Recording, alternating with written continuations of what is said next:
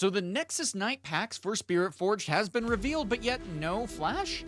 And also, we are going to be discussing the Vegas Regionals as well as Italy to see what actually ended up happening and what hopefully we can expect in the future, as well as the state of Riftbound and how Riot is doing so far. All of that and more starting right now.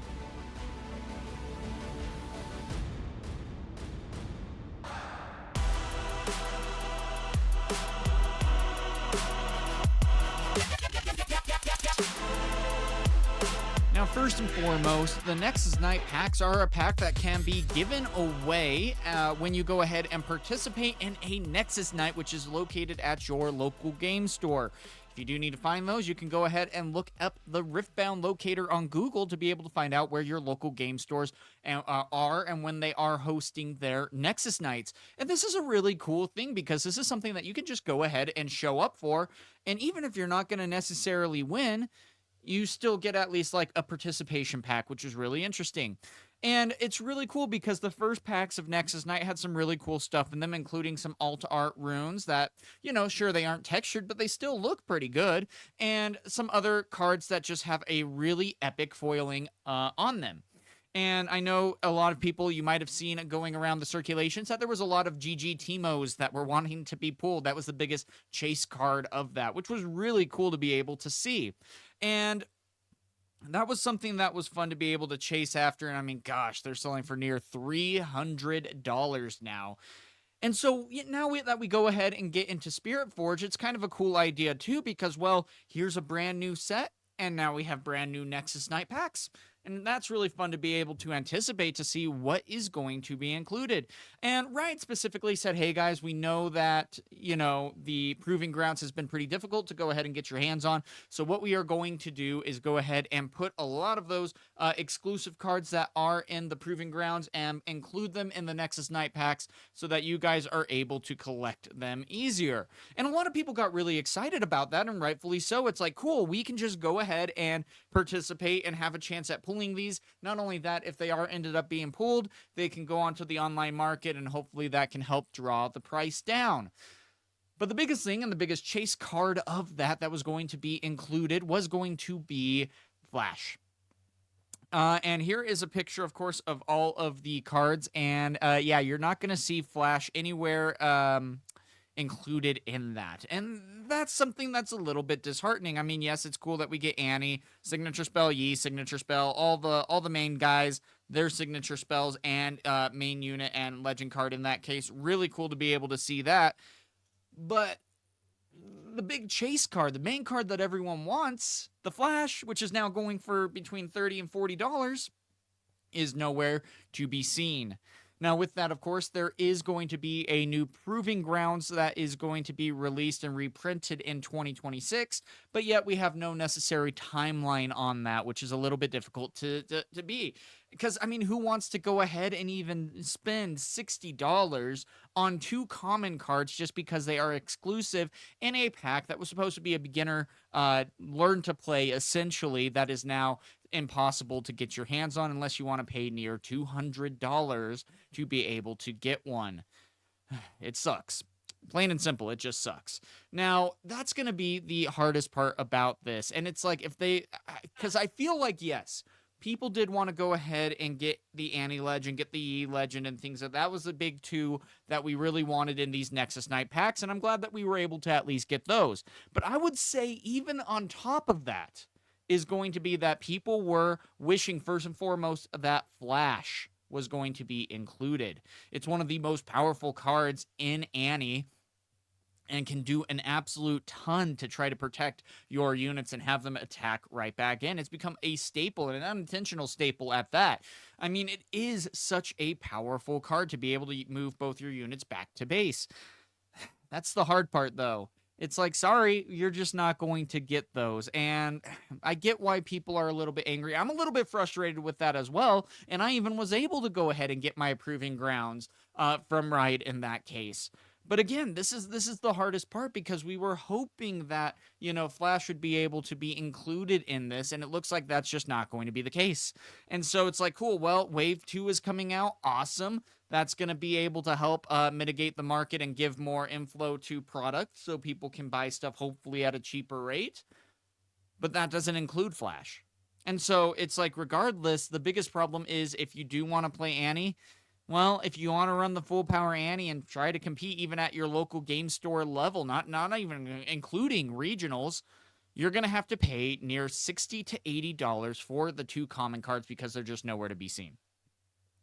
Now, I will say, of course, at least on a more positive note, that I am really excited to see what these runes are going to be. I mean, gosh, these runes just look incredible, and I love to see what they are able to do. And I mean, the foiling and everything is going to be just awesome. And they're trying even new foiling in the set of Spiritforged itself. They wanted to go with a little bit more of the rainbow foiling, which is really cool to consider.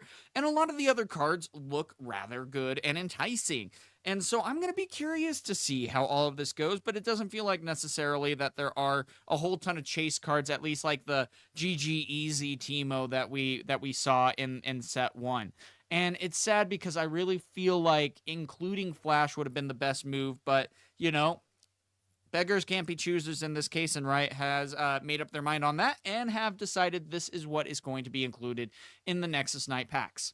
Now, hopefully this at least is going to be more of an influx of packs that are given to these stores, mainly due to the fact that there were not a lot to begin with that were delivered to the stores.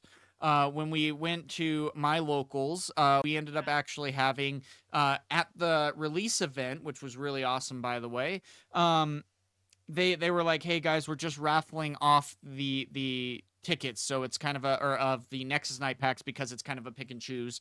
We want them to be able to last the entire duration of the season, aka of set 1. And in order to do so, we need to just make sure that we can't give them out. And rightfully so. I mean, I'm not saying like we need to have, you know, 500,000 or 5,000 or 500 packs, 1,000 packs. Imagine I said things right. Given out to like the local game stores. I mean, my locals every Monday, we are having between 40 and 50 people that are going to be, you know, showing up. I mean, yesterday at my local game store, we had 45 people, and that was on Christmas week. So kind of crazy. But again, they are doing 2 packs per win, so rightfully so, that's going to attract some people. And so hopefully we are at least able to get an influx of Nexus Night Packs, though I am not incredibly hopeful on that. We'll see. But still really excited to see what these packs are going to be. Now, with that, of course, we are going to be talking about Vegas and Italy for the regionals. Now, it is going to be interesting to note that because Riftbound did get released in October, there are a lot of holidays that happen in that time. And so, unfortunately, with that, there weren't necessarily a whole lot of regionals that were able to take place. China, with their set 1, they were able to get 4 regionals about 2 months apart, not 2 months apart, about a month apart, month and a half. Give or take, that they were able to then go ahead and participate in, and they got 4 of those. Now, keep in mind that that was a lottery system that they were able to participate in, and they were capped at 512 players. So, luckily, we do at least get a lot more of competitors there. I mean, we had, little bit over 1,300 competitors at the main event in Houston. But it is really sad because a lot of people, especially over in Europe, wanted to be able to participate in a set 1 regionals and just weren't necessarily able to because, well, there just wasn't any. Now, they did announce Italy, and they also announced Las Vegas, which is awesome because that's just south of me. So really cool to be able to be a part of that. But the hardest part is things did not go as smoothly as one would hope. That's the saddest part. A lot of people were going in and they were like, hey guys, tickets are going to be released at this time on this day. Show up and get your ticket secured and be prepared to go ahead and compete. And so all of us, I mean, in my local Discord, we had about 6 of us that were all in chat. We were ready to go. We were even showing up like 15 minutes before and getting ready for when that link was going to be dropped. And man, were we excited. And when we hunkered down and saw the link we posted it to our group, all of us went in and immediately the website was dog water. It was as slow as the Great Molasses Flood in Boston. Look that up. It's a real history event. Anyway, but with that, that's going to be the sad part. And we were trying to get through. And the thing is if you kept refreshing, it actually was going to set you back further. That's the hard part. And if you actually just sat there and waited, the continue button would appear after about 3 minutes. And then you would be able to go on to the next screen, fill everything out. The continue button would then appear again in 3 minutes, give or take. And then you were able to continue and things of that nature. We figured that out a little bit late into the frenzy. And luckily, 3 of our competitors, my friend Rick was able to go ahead and get his premium pass. My friend Lancet was able to go ahead and get his competitor and get his wife on the regular participation just to show up and be at the event. And I unfortunately wasn't able to go ahead and get my competitor pass, but I was able to get a spectator. But during the entire process, we were able to continue to refresh and see and try to get in, and boom, premium passes were sold out first and foremost. That makes a lot of sense. It's premium, people want to go for that. And I mean, gosh, there was a lot of good stuff in there that easily paid for itself, even though, yes, it was $500. And then on top of that, there was even a couple of errors where like the VAT was included even if you were buying from America. So they were charging you $100 on top of that. It did get refunded, but still that is definitely something to keep in mind, because if people were not necessarily anticipating that charge and they only had so much in their account, well, that really sucks. And that could really stop you from being able to maybe purchase a ticket for the event. And then on top of that, you were able to just go ahead, and while you were trying to get through, it seemed like it was its own lottery system where it was dumb luck on if you were able to. I was on an incognito window, I was on a regular window on another computer, and I was on my phone, all trying to refresh to try to get in. And that is really disheartening. And there were people who were trying to get in that even couldn't get a spectator pass, and then were on wait lists for literally anything at that point. Now, with that, there was a little bit of speculations on if there were bots that were able to get into the system. And, if there was, they were able to go ahead and purchase their tickets. And of course, you did need to have a Riot account attached to your account. And the whole experience, unfortunately, was not a good one. This is something that we have seen in the past as well, and it's probably going to continue. When Riot went ahead and did their Origins pre-release orders, they had their boxes that were online, and the website bogged down. Everyone was limited to 2 boxes max at MSRP, $120, which is insane. And people were able to go ahead and get on. Same thing that what you saw with Vegas. And the website bogged. People were lucky if they got their boxes, and in literally 2 minutes, the entire thing was sold out. And then, of course, we went for Arcane. And Arcane was actually one of the best experiences on the online pre-order that we could possibly get. It was actually an incredibly smooth experience. I was able to go ahead and order my 2 boxes. And in the USA, the boxes were on sale for about 8 hours. And then in the UK, they were even on sale for a couple of days, which was awesome. Then we had the World boxes. And I walked in assuming, hey, Arcane actually went really smooth. I'm sure that this is going to be just as smooth. And we waltzed on in. I added it to cart very nonchalantly, took my time entering in my credit card information, hit submit. The website actually worked really smooth still, all things considered. And when I placed my order, literally 30 seconds after, it was completely sold out. And I was like, oh, that's scary, because I thought there was going to be a lot of allocation like what there was for Arcane, and that ended up not being the case. And so, unfortunately, a lot of people did not have a good regional sign-up experience. And that's really sad. And I get that this is a brand new game and everything like that, but this is probably one of the biggest launches of a TCG that we have to date. You take a look at like how Lorcana was when it first launched. That's Disney behind it, and they still had a very difficult time with Set 1 for a long time on getting allocation out and all of that. But even like their regionals, things of that nature, while being, competitive and difficult to get into, didn't have nearly as a demand as what people were expecting. I was seeing that there was near 5,000 people that were trying to get in. haven't been able to confirm that at least, but near 5,000 people that have been trying to get in and getting on wait lists and things of that nature. And that is a lot of people, especially when it is capped at near 1,200.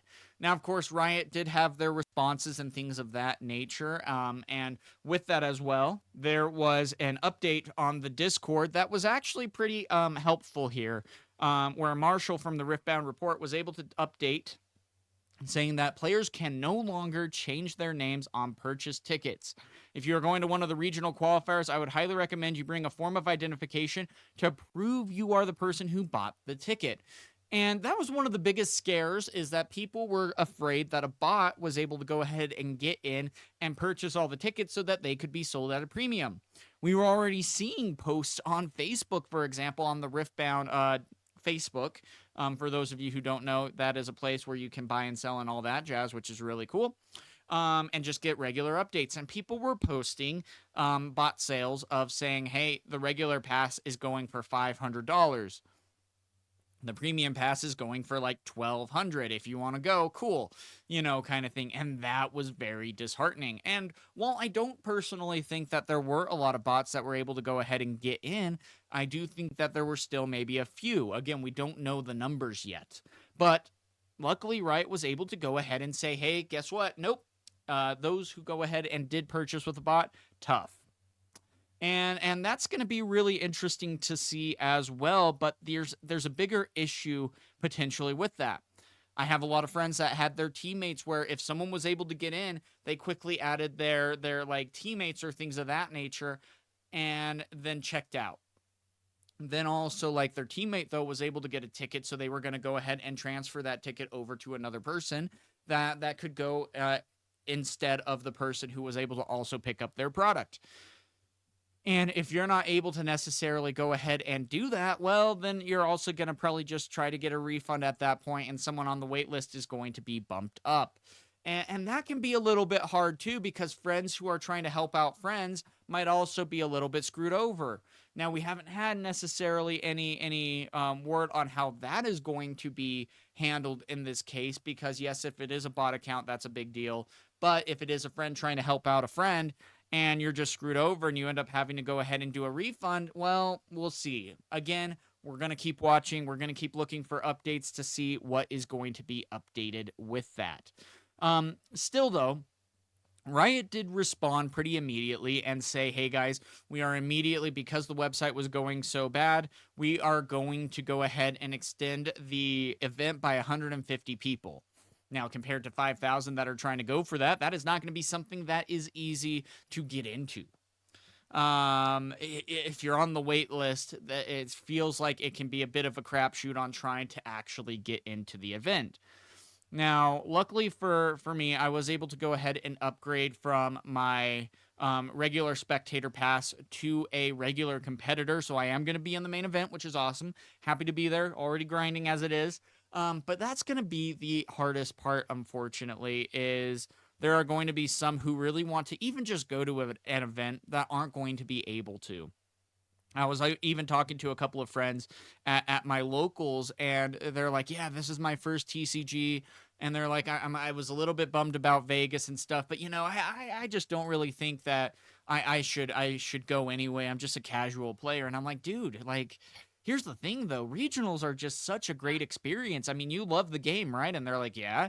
And it's like, well, that's exactly why you should go to this regionals. If you want to go ahead and compete in the main event, that's awesome. And I highly recommend for, like, everyone, casual or otherwise, to go to a regionals because it is just such a great experience. They have such fun side events, and it's just a bunch of people coming together with the hobby that they love to enjoy this game together. And that's something really special.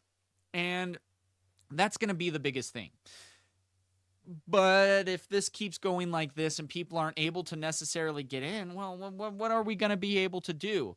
Now, with that, of course, Riot had responded with that and said specifically that, to be blunt, today didn't go the way it should have. We are working with our partners to make it better going forward.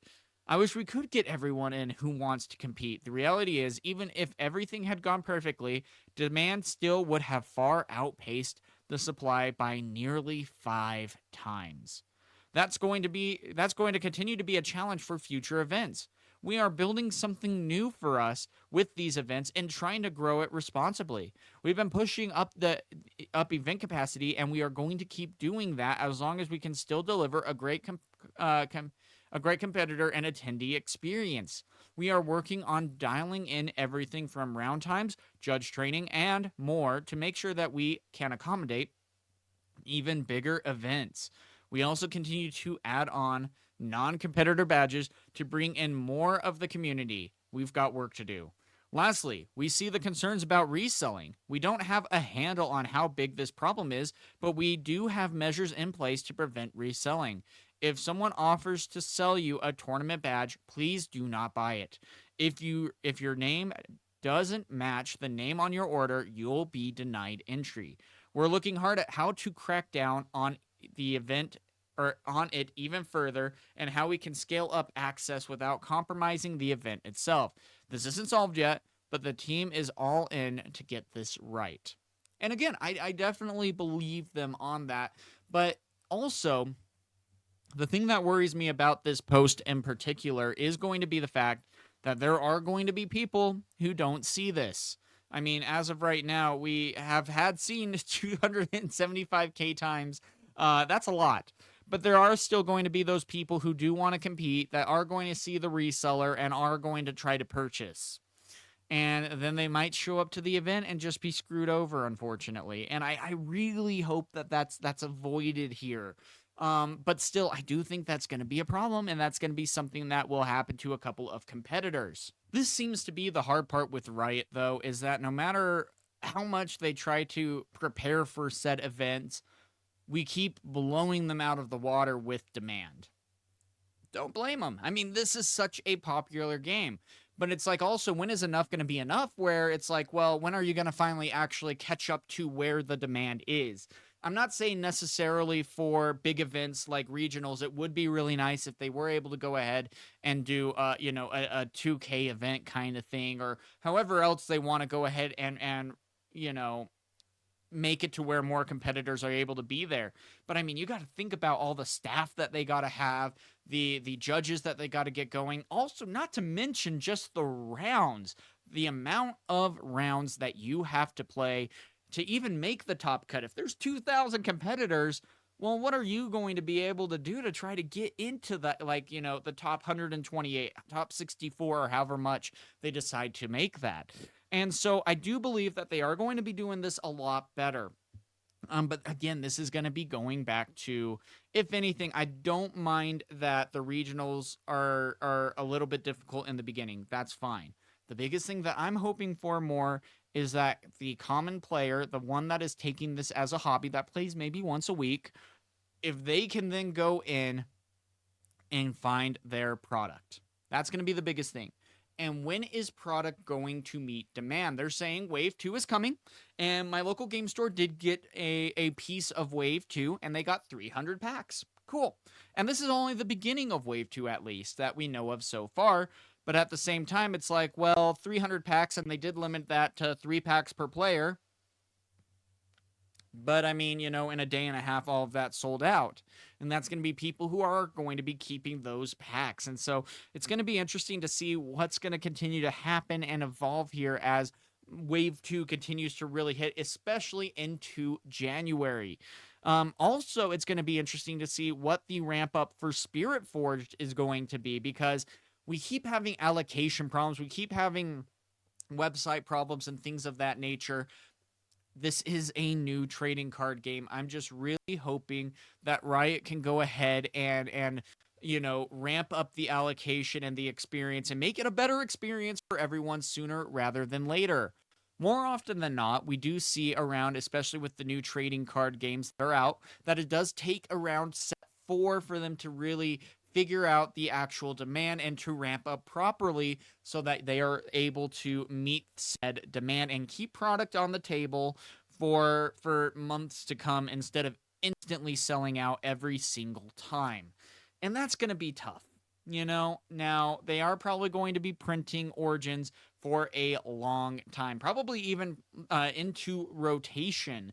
Now, of course, that isn't confirmed, but just knowing how other trading card games work, that's usually how it is. I'm still a little bit weary, but I am hopeful.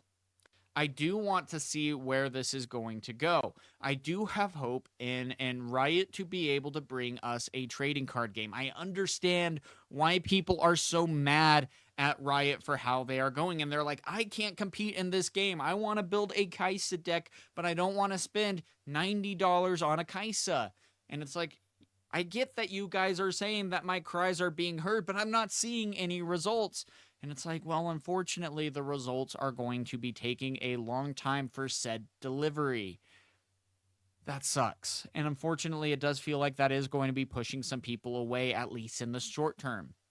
This is a great game. I absolutely love Riftbound, and I love the community that they've been able to build.